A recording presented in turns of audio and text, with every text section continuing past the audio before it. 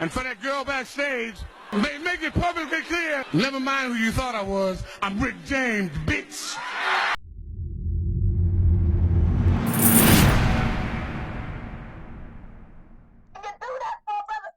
Check the mic and make sure it sounds right, boys. Yeah. So anyway, to make a long story short and a short story long, it came to rating me, and from a scale from 1 to 10, you know what that man gave me? 0. A 0, bro. A 0, and I'm a platinum artist at the time. A 0. You feel me? So you needed to have a conversation? Well, people knew I was hot, right?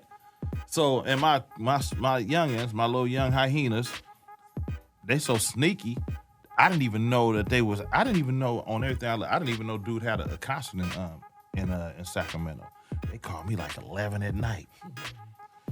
40, what you want me to do with this nigga? I got this nigga Biggie, and what you want us to do with him? In Sacramento to do a show. We get there, it's like a warehouse, and we don't see too many cars. We don't see. It's a little weird. So we're like, well, I guess the crowd is light tonight. They have a DJ playing, and we're still looking around. We're like, it's not a lot of people here. It's maybe 10, 15 people at the most. So Big goes on. He's performing. All of a sudden, they start throwing coins at him. I'm like, yo, what the fuck is that about? We head out, get to the back.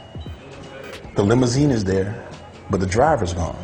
All of a sudden, you start hearing the trunks of cars opening. You just hear boom, boom, boom, boom. Like, what the hell is that? And you just hear. I turn around, I'm like, oh shit. It's a gang of dudes with guns. Now, the limo door was open, so I was able to put Big in there. They come up and they just very irate. That was some bullshit your man said in the newspaper. He did the article about my man. We getting ready to get him. I said, you know what? Get that man on the phone. I think that man and Big need to talk. If they wanted to go down after that, then so be it. But I think they need to have a conversation because they haven't had a conversation to this point. You never lose your street mentality if fools want to, you know what I'm saying, step on your soil. You know what I'm saying? If a fool come at you on tape or something, it depends on who it is. I'm going to come back on them. If they're a small fry, I ain't even trying to get at them. But if they got a name for themselves and they call themselves embarrassing me, I'm going to get back at them. So they called me and he put me on the phone, say, man, what's happening? What was up with that, situation? Man, they got me real drunk, man, and I just got to saying anything, man, and, what else he said? He said, man, Duke, he said, I f*** with Sprinkle Me, Duke. I rock with Sprinkle Me, Duke. You know what I mean? And I was like, ooh, I didn't trip. I was like, man, let him, I told him, I said, put my folks on the phone. He hands the phone back out. I was like, yeah, so what is it, man? He was like, you know what, you was right. Get the phone back to the little dude. I get the phone back. He was pissed. Man, but, nah, we got him right here. Oh, come on, man. Man, they ain't going nowhere. We got him. So I guess your boy was just like, listen here, man, let him go. And give old boy the phone back. So he gives me the phone. He said, listen, I'm gonna have 2 of my boys escort y'all back to the hotel. And they're gonna stay there until y'all catch the plane in the morning.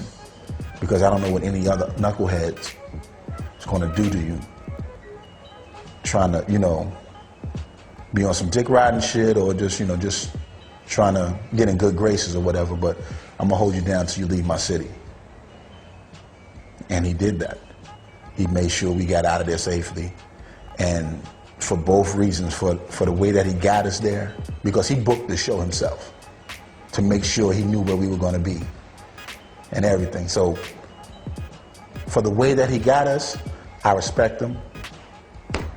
And for the way that he took care of us after we resolved the situation, I respect him even more. Seen him and Puffy probably a few months later, because this was 95. So I seen him a few months later, probably about a month and a half, 2 months later at the MGM. We took a flick and whatnot, you know what I'm saying? And also, if y'all would look, inside of the last album. What was the last album? Life After Death? Yeah. Because they wanted me on that album, but they had to turn it in, and I was moving around. I don't know what happened. So, but he did shout me out. You know, he said, you know, at that time we would do shout outs in the inside of the albums. Yes, he was like shout out to E-40, you know, Spice One. You know, that's what they did. And so that's how that story ends, man. You know, I wish Dude was alive, wish Pac was alive, I wish we'd be all here in our 50. They'd be dang near 50, close to it, right? Yep. You know, we'd be making and that's music, why I brought man, it up, you know? because